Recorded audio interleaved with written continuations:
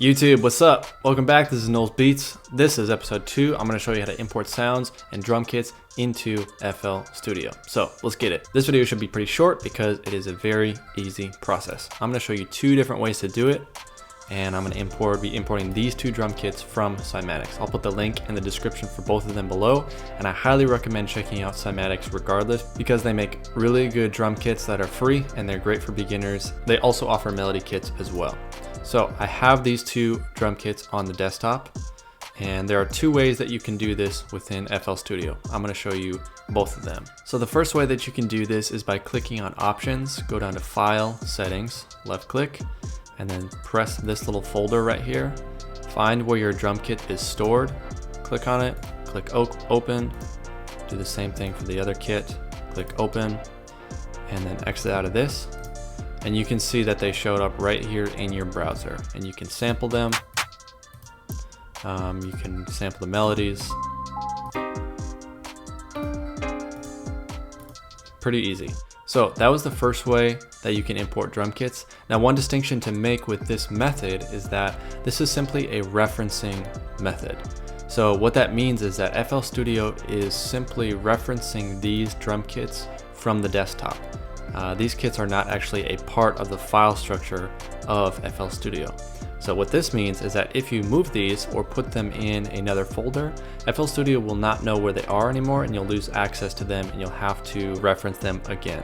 So the other way I'm going to show you is superior to that way in my opinion, and I'm going to show you why. So if you go to your Finder, if you go to Applications, there are a couple ways you can get there. I'm just going to show you this way.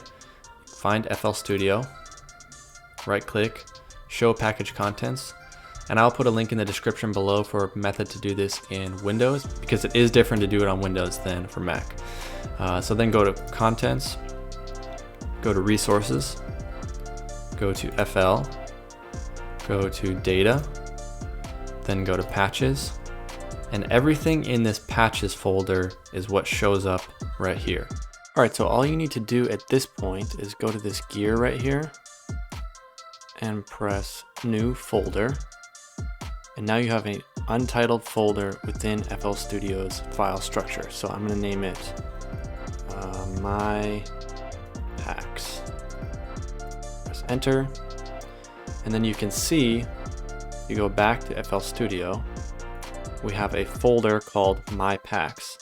So now if we minimize this, go back to our desktop, and we have these 2 packs that we want to import. All we have to do is drag and drop into this folder that you made called My Packs. And if you click on it, they'll show up right there. So let's go back to FL Studio, and then boom, you have 2 perfectly wonderfully organized melody and drum kits at your disposal.